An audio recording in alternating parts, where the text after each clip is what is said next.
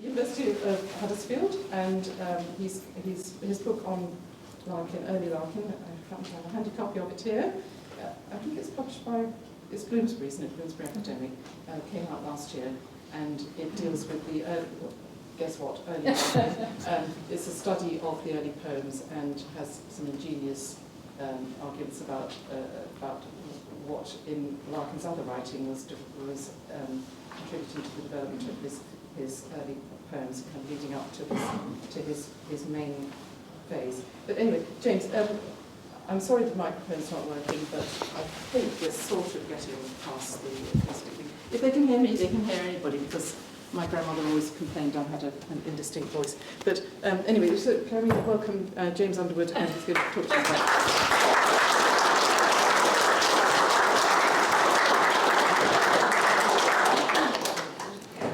Well, thank you very much. Thanks, Claire.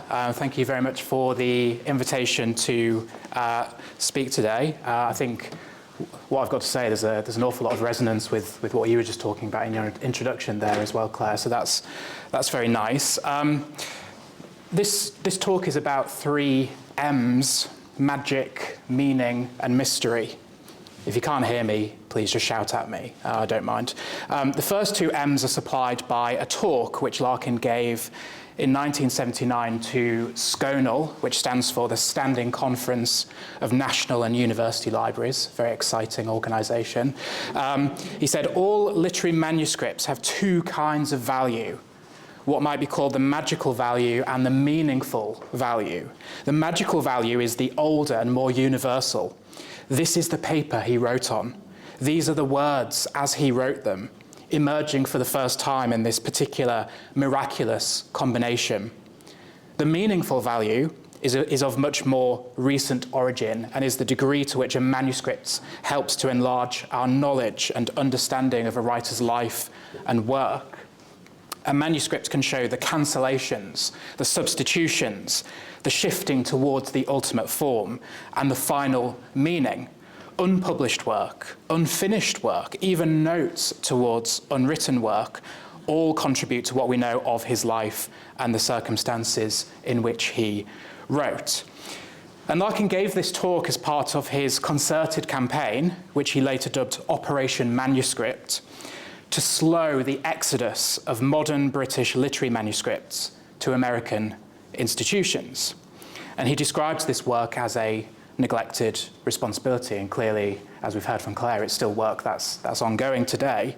Operation Manuscript was one of Larkin's key achievements in the field of librarianship. Talk to any major university librarian today and they'll tell you that Larkin's achievements in librarianship rather than in literature are distinctly under-discussed and under-appreciated. So as well as acquiring numerous significant literary manuscripts for British institutions and overseeing the massive and complex redevelopment of the University of Hull's Bryn Mawr-Jones Library, which I believe you'll be seeing tomorrow, Larkin was also responsible for significantly developing that library, the University of Hull Library's archival collections. And there are lots and lots of examples of this, including in the fields of politics and civil liberties. But one literary collection that I would pick out, one of my favourites here, is the university's Stevie Smith archive, which includes the original typescript of novel on yellow paper, and it is on yellow paper, I'm pleased to confirm. There's also, in that collection, a large roller blind, of all things, on which Stevie Smith has written a stanza of poetry, and it's believed that this blind hung in a friend's house and that she wrote on it while she was at a party there. So just think about that before you invite a poet to your house. Now, between these 2 things, the typescripts, the roller blind, I think they perfectly encapsulate, don't they, what Larkin talks about here, the magical value, but also the meaningful value. But I think they also tell us something else very interesting about the concept of value and Larkin's understanding of this, because around the time that Larkin was busy acquiring these Stevie Smith items, Smith's place in literary history was really quite shaky. It was far from being secure. And Larkin, who was a real fan of Smith's work, thought that was a scandal. And his efforts in assembling this collection at Hull show that he understood archives don't just reflect literary history. They're not just a reflection of it. They actually construct literary history. Literary archives, they don't just reflect value. They actually generate value because, of course, when an institution acquires a collection, that institution is saying implicitly, here is a writer worthy of your attention. Here is a writer worthy of further study. One of the many cliches to be found on the acknowledgements pages of books is the assertion that I couldn't have done this without that. I couldn't have written this book without X or Y. But it really is the case that I couldn't have written Early Larkin, I'll hold it up as well, without the extensive and fascinating Larkin archive that's housed here at the Hull History Centre. One of my aims in writing Early Larkin was to see whether we might trace a kind of relatively coherent narrative of Larkin's literary development, because there is a mystery at the heart of Larkin's literary career, which is its apparent false start during the 1940s.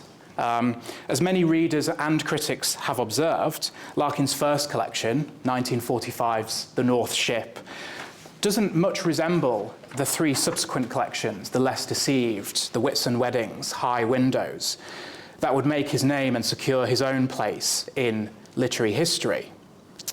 And exploring the Larkin archive was always going to be crucial to that aim. And delving into the archive, you soon realised that behind Larkin's 4 slim volumes of verse and a small handful of other publications, there's a much, much larger hinterland of work. And this work is in all sorts of different genres and styles. It addresses all sorts of different subjects. Some of it has been published posthumously. Some of it hasn't been published yet. And of course, it was Larkin himself who said in this speech that unpublished work, unfinished work, even notes towards unwritten work, all contribute to what we know of a writer. And so I thought I'd just share a couple of examples of where all three of those M's, the magic, the meaning, the mystery, exist in the Larkin archive. And some of these items that I'm going to be talking about, I'm told that they are on display in the other room. So hopefully you should be able to see what I'm talking about a bit later. The first is a manuscript book, which in the winter of 1939 to 40, Larkin put to a very specific use. He was aged 17 at the time, and he decided that all of his literary efforts produced up until that point, which he'd been keeping religiously, were taking up, his words, an amount of space they don't justify in worth. And he chose to burn a great deal of them. But to prevent the loss of all memory of the kinds of thing I did, he decided to select and retain a few extracts from the best of the manuscripts and so on, and give a brief inventory of them. So this manuscript book gives us a sense of the teenage Larkin's literary tastes and phases, and the earliest stages of his writer's apprenticeship. In many ways, Larkin's literary efforts from this time are typical of a precocious, bookish child's ambitions and pretensions and humour. A controversialist schoolboy pose of anti-authoritarianism is represented by several diatribes, these are Larkin's words, against various things such as education and Christianity, but that's soon replaced by a controversialist schoolboy pose of authoritarianism. He recalls that in one story, wireless propaganda was sent out in a manner reminiscent of the Nazi regime in Germany, which at the time, I was about 15, attracted me intensely. That Larkin, just 2 years later, describes these pieces with embarrassment, shows how short-lived such poses were. Other themes, however, seem to be more durable. Larkin preserves an extract from a play called The Life of a Cog, in which a character called Larkin, the successful author, says, "You were tied down by the school certificate you had. You wanted a safe job. You got it. And now the job's got you and won't let you go." And sometime after curating this manuscript book, he added a pencil annotation, "Pretty good." It seems that even before he'd reached working age, Larkin could hear the croak of the toad work. Larkin's prose and dramatic writings imitated whatever he happened to be enjoying at the time. A wave of gangsters and America found its way into my little world, he writes. Shortly after, he wrote nearly a full-length novel called Death in Swing Time, about a great jazz saxophonist who's poisoned. Then he began to read seriously, his words, and again he came back with his pencil later, putting inverted commas around the word seriously to signal contempt for his younger self, who thought he understood Aldous Huxley and the rest of the moderns, Lawrence, Aldington, Maugham. And here we learn only the briefest of details about the novels inspired by his new literary diet. Shapes of Clay, for example, whose general scheme was Huxleyan, but the writing was more individual, except when it approached Aldington, and here the pencil strikes again. Approached is underlined, and he adds, "a long way off, old friend."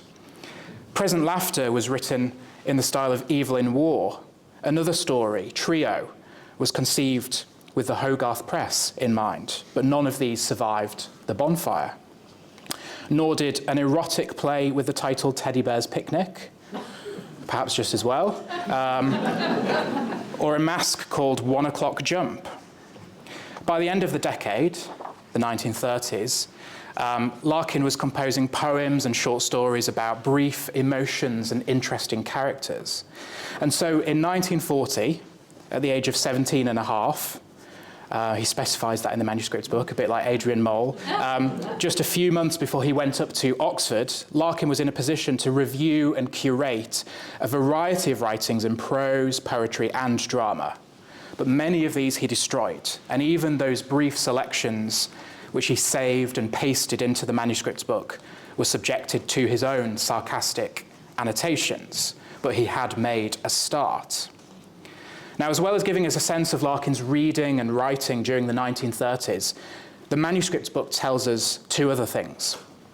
Clearly, it represents an exercise in stock-taking, approaching the age of 18, approaching university.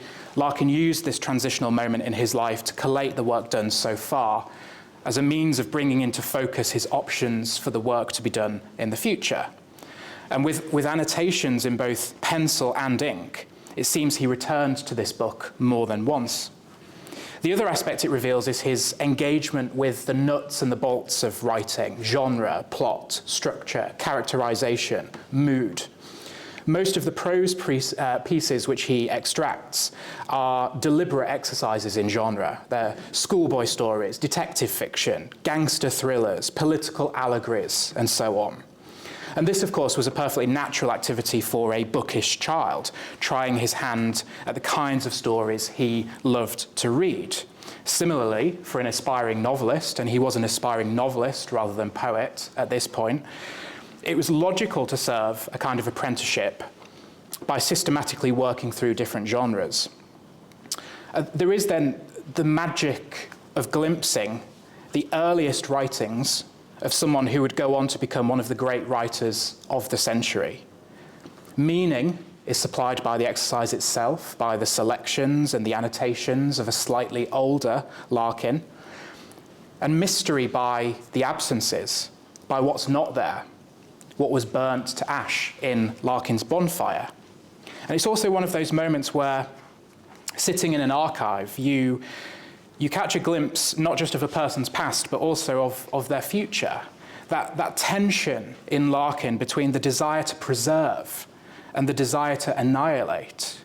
His bonfire anticipates the university paper shredder into which his diaries would be fed decades later, in 1985, the year of his death.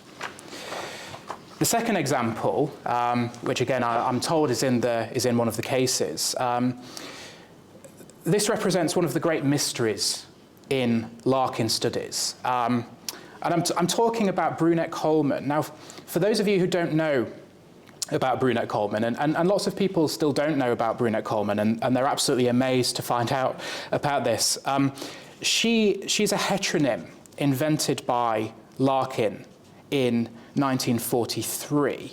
So about 3 years after he curated that manuscript book, by which time he was an Oxford undergraduate, final year, final exams looming on the horizon. And just to be clear about terminology, I'm using the term heteronym rather than pseudonym, because whereas a pseudonym is merely an invented name under which an author publishes, like Mark Twain, for example, a heteronym represents an entirely separate persona or entirely separate identity which the author inhabits. So it's 1943, final year, undergraduate, Philip Larkin has invented Brunette Coleman. She is the seemingly prolific English author of stories for schoolgirls. Larkin told Amos, Kingsley Amos, that she was a natural ash blonde and that she was the sister of Blanche Coleman, who was a real person, leader of one of the first all-women bands of the 1940s. Brunette Coleman is unmarried. She lives with her young female secretary, who assists her with churning out her books. She's intelligent, she's feisty, she's feminist, she has a very wry sense of humour. Terry Castle describes her as tweedy, bookish, sentimental, one of those mawkish, middle-aged English lesbians whose imperfectly suppressed homosexuality is plain to everyone but themselves. And as this implies, Coleman's sexuality is not necessarily explicit. It does require some teasing out by the reader. Writing to Kingsley Amis in September 1943, Larkin told him that homosexuality has been completely replaced by lesbianism in my character at the moment. I don't know why. And this was a subtle reference to Brunette Coleman, whose lesbian-inflected works Larkin had started writing a few months earlier. He and Amis had already been collaborating by correspondence on some comical pieces. According to Richard Bradford, in early 1942, they co-produced what Amos described as obscene and soft porn fairy stories. And James Booth, who I'm pleased is here today, notes that Amos had, in parallel with Brunette, invented a lesbian alter ego of his own, Anna Lucasta, which is an obscene pun, which I won't explain. You can ask James later. There were a number of models behind these experiments with authorship. Larkin's friend and fellow St. John's undergraduate, Bruce Montgomery, had, in the space of 10 days over the 1943 Easter vacation, written an entire detective novel, The Case of the Gilded Fly. And that was published the following year under the pseudonym Edmund Crispin, and it became a minor classic. Montgomery's success and his personality mightily impressed Larkin. He was also at this time very enamoured by Christopher Isherwood, and especially Isherwood's thinly disguised autobiographical novel Lions and Shadows, which amongst other things recalls the author's collaboration with his friend Edward Upward on a series of surreal stories set in the invented English village of Mortmere. As undergraduates at Cambridge, Isherwood and Upward had invented a pair of heteronyms, Hind and Starn, both pornographers, and it was from this that their Mortmere world emerged. Catherine Bucknell describes Isherwood and Upward's Mortmere stories as an elaborate, imaginative game played when they were undergraduates at Cambridge in the 1920s. The stories and poems associated with the invented village are the product of a high-spirited, playful, obsessively private, adolescent friendship that lingered self-consciously in the nursery, even as Isherwood and Upward aspired to launch themselves as serious literary artists.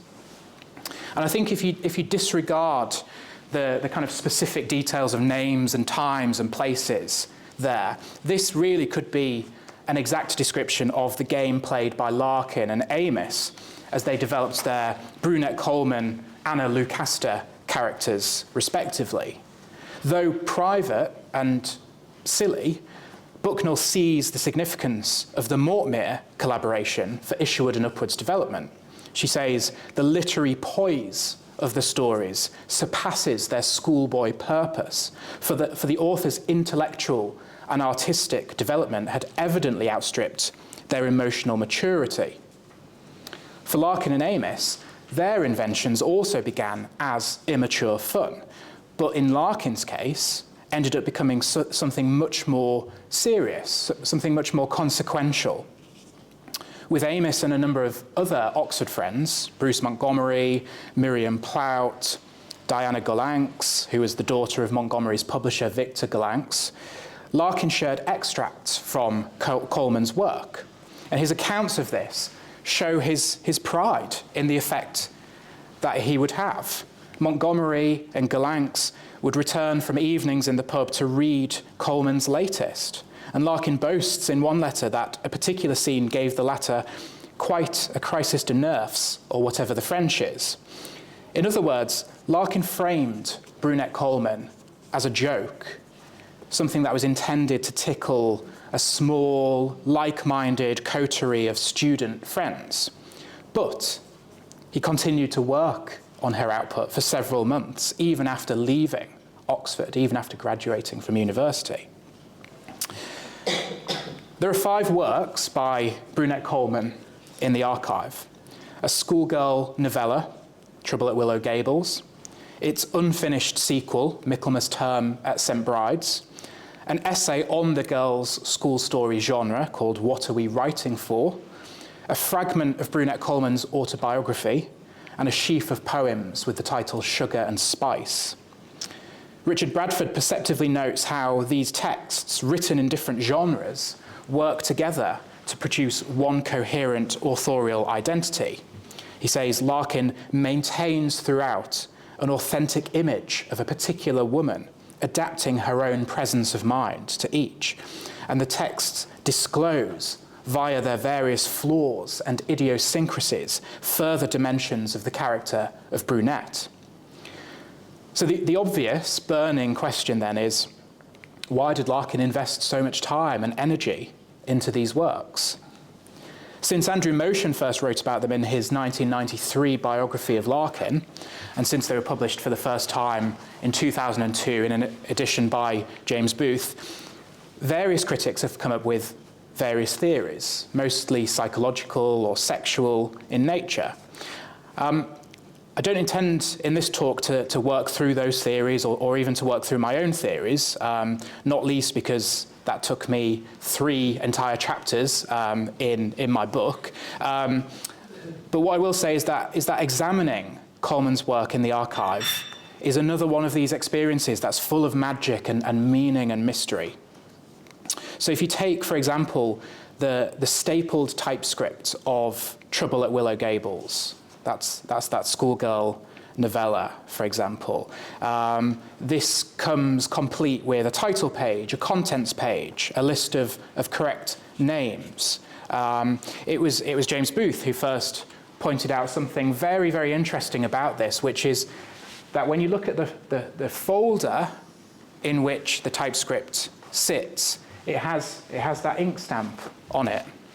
Rochefort Productions, Literary Property Limited. And what this tells us is that Larkin made at least one serious attempt to publish Coleman's work. And Booth has subsequently discovered that the literary agency in question was associated with Victor Gollancz. And so it seems that Larkin was trying to exploit his connection with the publisher's daughter to get the story published. And as Booth comments, had he been successful, his subsequent literary development and reputation might have been rather different. And that's quite a thought, isn't it? Just think about what might have been had Larkin first entered the literary marketplace, not as a poet, but as the author of stories for schoolgirls. If you're eager enough to read these works, I think you do have to have a certain amount of eagerness to want to read them. But you'll see that he clearly did have a facility for the genre. But having said that, perhaps we should be grateful for the reader who rejected the submission. It's possible that they unwittingly changed the course of literary history for the better. In my opinion, the most charming item in the Coleman archive is Sugar and Spice, a sheaf of poems, handmade. Larkin typed out 6 poems, made 3 carbon copies, and turned these into booklets, the most limited of editions, as Booth says, which he gave to his Oxford friends Amis, Montgomery, and Plout.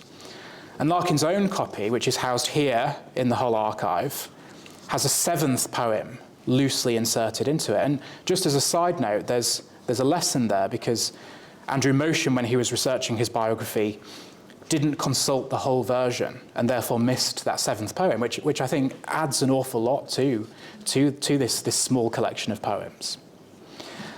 Improvised poetry collections were something of a hobby for the young Larkin. Between 1939 and 1942, he made 10 typescript collections of verse, giving them titles like Chosen Poems or 7 Poems. As Archie Burnett comments, the accoutrements of title pages and prefaces show the young Larkin fantasizing about being a published writer. But what marks out Sugar and Spice from those others, I think, is the delight it takes in its feminine presentation. As you can see there, the cover is fashioned out of black paper. The title is written in this kind of self-consciously feminine or girlish cursive hand. So magic and meaning and mystery all manifest themselves in this one item, which tells a really intriguing story, but only part of a story. That's the kind of frustrating, mysterious thing about all of this, is it's only part of a story about the 21-year-old Larkin, later to become one of English poetry's most important voices. But here, writing faux naive poems as a woman, and engaging in the kind of crafts we might expect of a young girl. Searching through the archive for the rare occasions when Larkin refers explicitly to his brunette Coleman phase, 2 letters, written decades apart, reveal a kind of coy protectiveness over these works. Back in 1943, telling Amis about Trouble at Willow Gables, Larkin wrote, "Please don't ask me to send it, because I simply daren't let it out of my sight. It's too valuable and incriminating." And then later, weeks before his death in 1985, he received a letter from Miriam Plout, one of his old Oxford friends, offering to return her handmade copy of Sugar and Spice. And his reply was really sentimental. "I haven't seen Sugar and Spice for years. If you can bear to part with it, I should love to have it." And of course, we're already able to study items like these in the Larkin archive because of Larkin's careful preservation of them. And that speaks to the other Larkin I was describing earlier, the professional librarian, the archivist. He once explained that the impulse to preserve experience was why he wrote poetry. But it seems that the impulse to preserve physical items was just as strong. Given Larkin's familiarity with archives and acquisitions, I've often wondered how it can be possible that he allowed so many of his papers and possessions to survive and eventually compromise his reputation. The story of Larkin's fall from grace in the years after his death is well known, and I won't rehearse it again here today, but the point I'm making here is that for Larkin, the source of all of that controversy was his archive. So unlike a writer like, say, Ted Hughes or Ezra Pound, Larkin wasn't someone to whom controversy attached itself during his lifetime. It was posthumous, and as I say, the source of that was his archive. How is it that such an accomplished librarian and archivist who led the charge on preserving modern literary archives for the nation didn't foresee that his own would one day be pored over for evidence of his vices as well as virtues? And of course, it's not completely true that Larkin did nothing to mitigate that risk. As I mentioned earlier, his diaries were shredded following a panicked deathbed request, and his will caused significant legal confusion, contradicting itself 3 times as to the provisions for his papers. But the destruction of his diaries still left vast swathes of private papers. And I've always thought that an ambiguous will seems so unlikely for such a fastidious administrator. I think we should be wary of trying to work out what went through Larkin's head, especially in those last days and last hours of his life when he was very ill. But approaching the question more generally, I can't help but wonder if, in the end, the archivist in Larkin won out. His careful preservation of the good, the bad, and the ugly arguably betrays a confidence that once everything had come out in the wash, his reputation as a great writer would still stand. There's also a really pleasing consistency between the situation with the Larkin archive here at Hull and the vision he set out in that Sconal speech that I quoted from earlier. Because in that speech, he offered a suggestion as to how British universities might secure the archives of important living writers. He said, "I'm not envisaging a situation in which Britain's 100 best writers each have 50 honorary degrees and spend their weekdays being driven from university to university in hired Daimlers for champagne lunches. But I do think that university libraries might initiate discussions with their departments of English on the collection of literary manuscripts in general, and given a favourable response on which writers it would be sensible to approach. 3 classes come to mind immediately: writers born in that area, writers who studied or worked at the university in question, and writers in whom the department is particularly interested, either through research interests or by chance associations such as personal friendship." And here, Larkin is imagining a more organic connection between people and places and archives. And although he's talking about writers in general, and although he himself studiously dodged both champagne lunches and English departments, who can blame him? English departments are terrible places. You can't help but sense that he's also thinking about himself here. And of course, here we are today in Hull, the city where Larkin lived and worked for 30 years, where he died, and now home to his very extensive, very individual archive. And my experience of archival research is that when a writer's archive does find its proper ground, to borrow some words from Larkin, this can generate a kind of alchemy that you wouldn't see replicated if it was somewhere else. The alchemy I'm talking about, yes, it occurs in the encounter between the researcher and all of the kind of learning and knowledge and reading that they bring, and the archive itself, but also between the researcher and the place and the people in that place. I'll give you an example from several years ago when I was a PhD student. I was working my way day after day after day here at the History Centre through some of Larkin's correspondences. And I'd arrived on one particular day planning to look at his correspondence with Colin Gunner, an old school friend of Larkin's.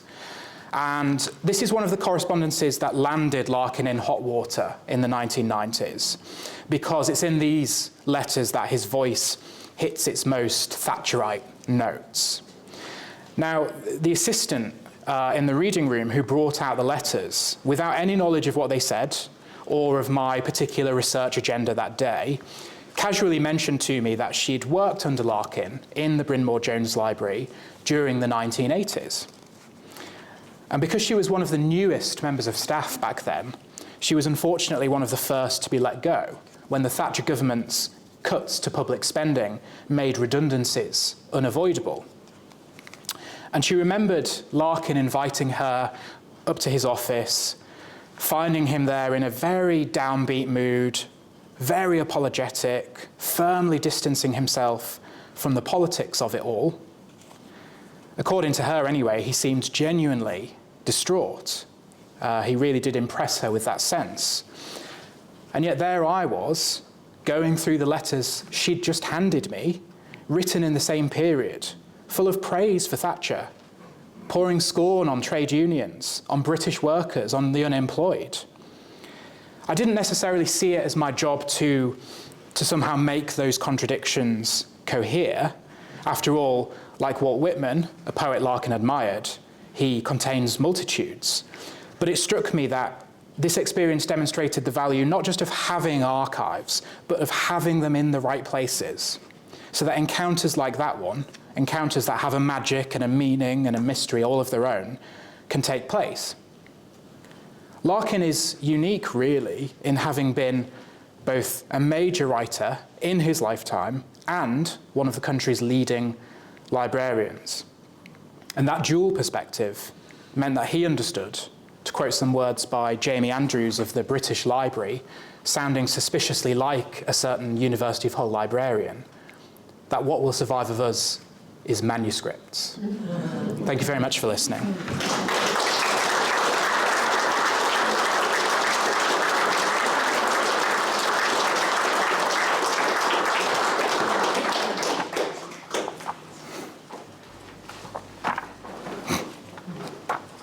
Thank you, James. A wonderfully appropriate talk, both in place and the audience, and coheres so well with what Claire said by way of introduction. We have some time for questions, if you're happy. Sure, James. Right. Claire, please. James, what's in Sugar and Spice? I don't, and are they signed by? I've lost the track of it. They're not Brunette Coleman's poems, well, they're Philip Larkin's poems. They are. They're poems written as Brunette Coleman. Goodness, okay. Yeah. So you can read them in the edition that's available. You start out, you read the first, I can't remember, 2 or 3 poems, and they're very much poems for schoolgirls, and they're poems about schoolgirls, and they have that kind of very innocent, kind of faux naive quality that I was talking about. What I think is really interesting about the Sugar and Spice poems is that you then reach the poems further in, and as I say, there are only 7 of them, but they really deepen and they mature, and you have this very odd experience of catching lines which sound just like the mature Larkin. But this is before Larkin is the mature Larkin. This is 1943. This is before he started to write the poems that would find their way into the Less Deceived, for example. You know, the poems that we all kind of recognise today. This is years before that. And that's part of the reason why I became so interested in the Brunette Coleman works, because they're not just this silly little kind of joke on the side. I mean, they were partly that, but they're not just that. Larkin really is starting to find his own voice in those writings. And what about Brunette? Did she think of herself as a fiction writer first, or a poet, I wonder? Because Brunette is so separate from Larkin. I just wonder how she fitted Sugar and Spice into her they came after the Trouble at Willow Gables. I think so. I think the poems are written, is that right, James, after Trouble at Willow Gables? I'm not sure you can date them. No, it is tricky. She thinks of herself first and foremost as a fiction writer. In the essay on the genre that she writes, there's this fascinating discussion about the kind of market of schoolgirl stories. She complains about George Orwell and his essays on the grounds that she doesn't have time to be kind of, you know, lazing around in the British Library, kind of reading what she fancies and writing what she fancies. She's got to crack on and write her books because that's how she makes a living. There's these kind of little nods to, you know, Virginia Woolf, A Room of One's Own, and those kind of feminist ideas. So they're just fascinating texts because of these glimpses into this person who doesn't really exist, of course, but you get these kind of fascinating glimpses into that person. Is there anything in the archives that suggests the move from female to male writing? When you realised that you mentioned the Trouble at Willow Gable not being well received, did he then decide to kill her off? He does kill her off. The sequel to Trouble at Willow Gables is unfinished. He seems, I mean, again, it's very hard to say for sure, but he seems to lose interest, get bored. my view on that is that the process of writing these pieces had sort of showed him a different path. They're some of the most original, interesting things he wrote that decade, and that might seem like a completely mad thing to say, but they really are. And I suspect he probably felt like now was the time to kind of get back to more serious literature, but having learned the lessons, learned from the Brunette-Coleman phase.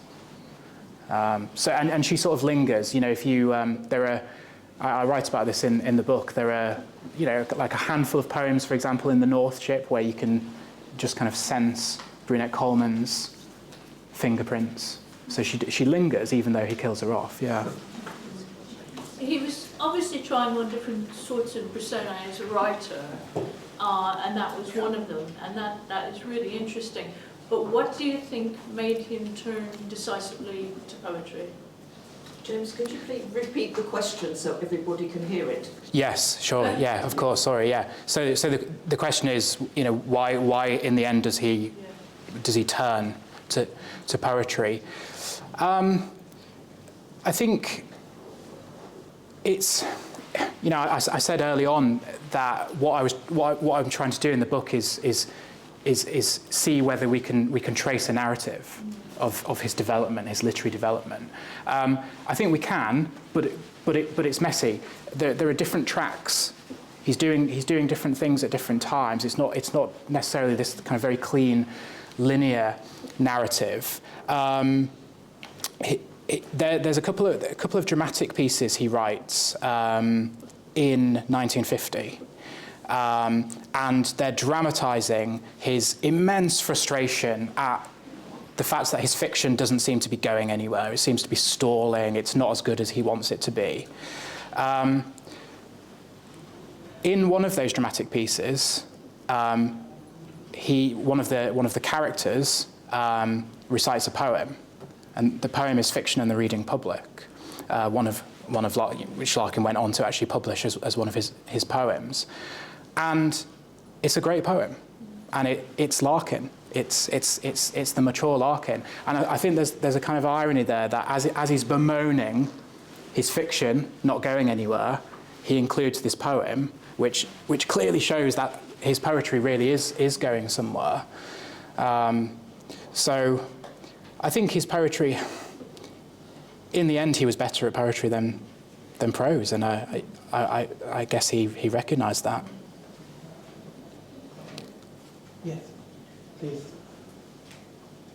It occurred to me strange, but he should have been writing these frivolous parodies of girls' school stories when his home city of Coventry had just been bombed flat, and on the other side of the channel it was happening now, unspeakable things were going on. Did he not feel any urge to engage in current events? Could you summarise the question, please? Yes. You might have to keep reminding me. So the question is, you know, isn't it strange that Larkin was writing these, as you say, frivolous schoolgirl stories in the midst of the Second World War? Coventry's being battered, you know, young men his age, his generation are on the continent fighting. Did he not feel compelled to engage with that wartime context? I think you have to understand at this time that Larkin very much saw himself as a kind of dandy, a kind of aesthete. His interest was art, art for art's sake. You know, that kind of attitude. If you read his letters written during the Second World War, there are references to what's going on in terms of the war, but he tends to just see the war as a kind of irritating distraction, you know, something that's just annoyingly getting in the way of what he wants to do, which is to produce art.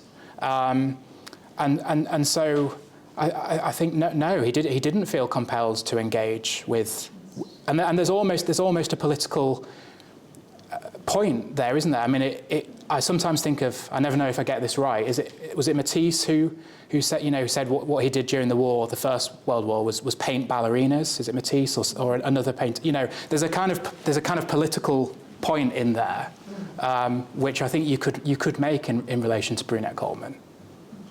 Thank you. So yes, I think the question of why he stopped and why he changed, it's always bothered me, because I found the Brunette Coleman stuff absolutely engaging and fascinating, and couldn't quite believe that he then went on to write the New World Symphony and what do I call them? No for an answer, which are dull, oddly. Yeah. And I think the reason why he stopped was because he was in a magic bubble. He got a first-class degree, he was on a high, he was euphoric, he was full of humour, he was full of this feminine putting on. Also, as you say, a great aesthete. The other element in Sugar and Spice, that in the whole Brunette Coleman thing, is a fascination with Théophile Gautier and art for art's sake, which saturates the whole thing. And two of the best poems in Sugar and Spice are in fact pastiches of French words, Villon's 15th century address to the women of history, and Baudelaire's poem about lesbians, which is made into a brilliant British, completely harmless version, which is humorous. And then I think he was his father's son, and he sank into this as he got his first, went home, he felt a bit out of everything. Then he got the letter saying, why haven't you applied for a job? He applied for a job and he got the Wellington job. And he stopped the Brunette Coleman stuff dead. And I think it was a mistake. I think it was a terrible mistake on his part, because he spent several years being dull and boring. No, it all develops, and the complexities are all still there, generating themselves in a heterosexual way, which is true. I See a Girl Dragged by the Wrist, which you make a lot of in your book, is a great poem of that kind. And it does show the transition from the lesbian to the heterosexual. But I think you see it in the manuscripts, talking about archives.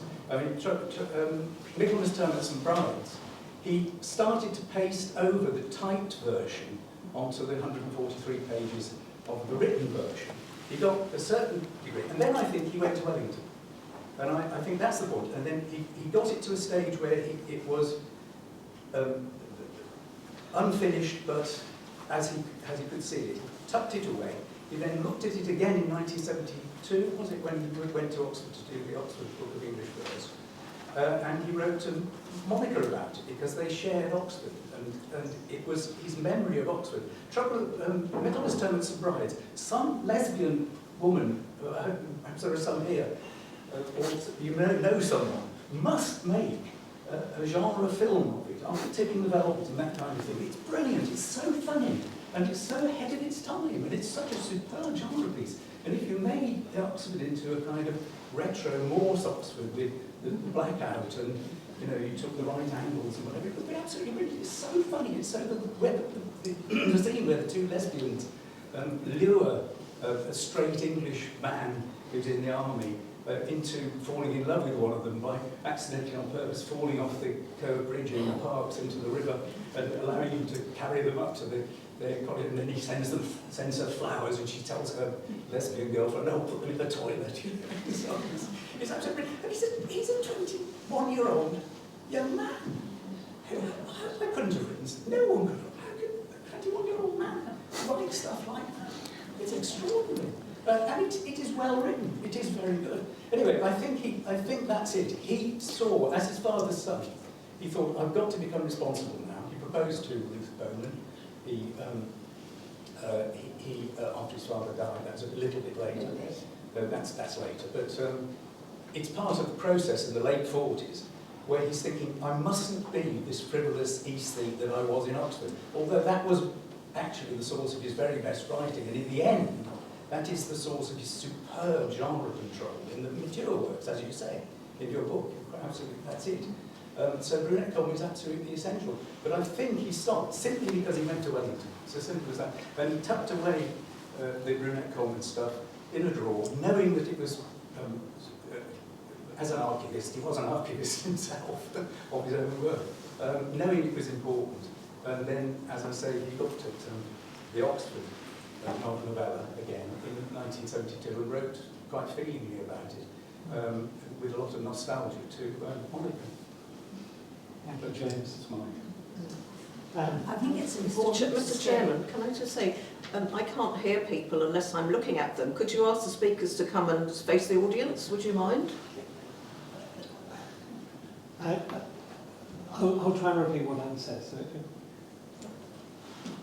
Going back to what the person behind me said about Philip distancing himself from the war, I think with an audience who doesn't know Philip's life as well as James does, we perhaps should emphasise the fact that Philip had not been called up on health grounds, was not fit to fight, as Kingsley was in the army, of course. And was he in the army or was he Air Force? Anyway, that he was distancing himself from the war in a very different way from, I mean, you can't just imagine him doing, he knew about Coventry, of course he did, all about, he saw the ruined city, but he needed something totally different for his art. Thank you.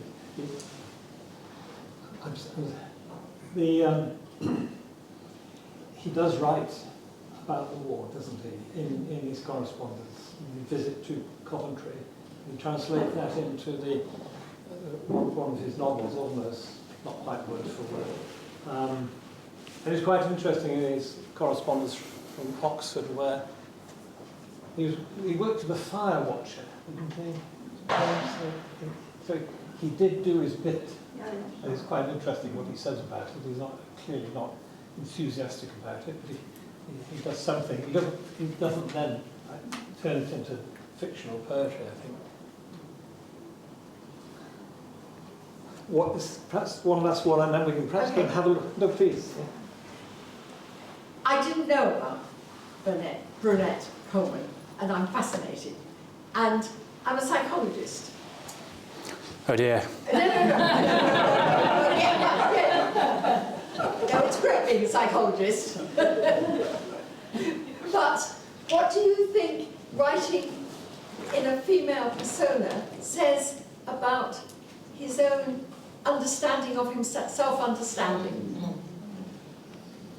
Or much more broadly than his sexuality. Yeah. But it's something about why does a young man write as a young woman or as an older lesbian woman? And that seems to me a big question. Fascinating. Have you got anything to tell me about it?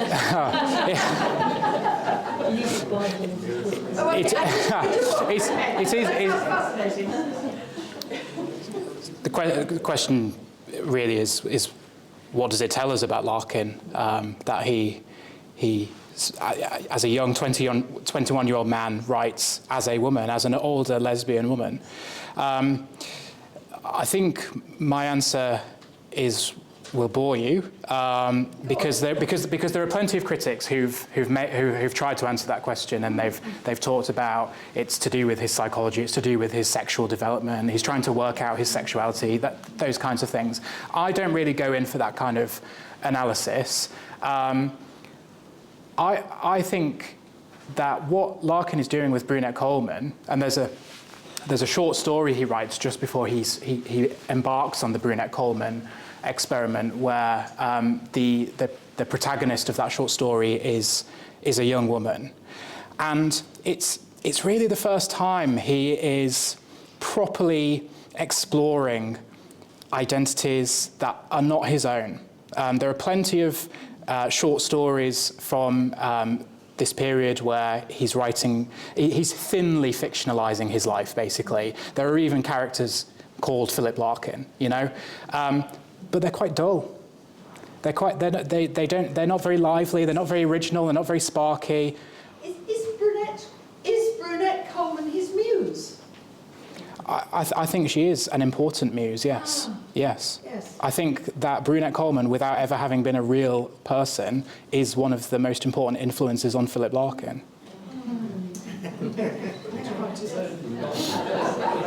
Well, I'll finish now, if I may, by thanking James for his talk and thanking everybody for the coherence of the theme in the morning, and to thank you also for the questions that you asked and how you contributed. So thank you, James.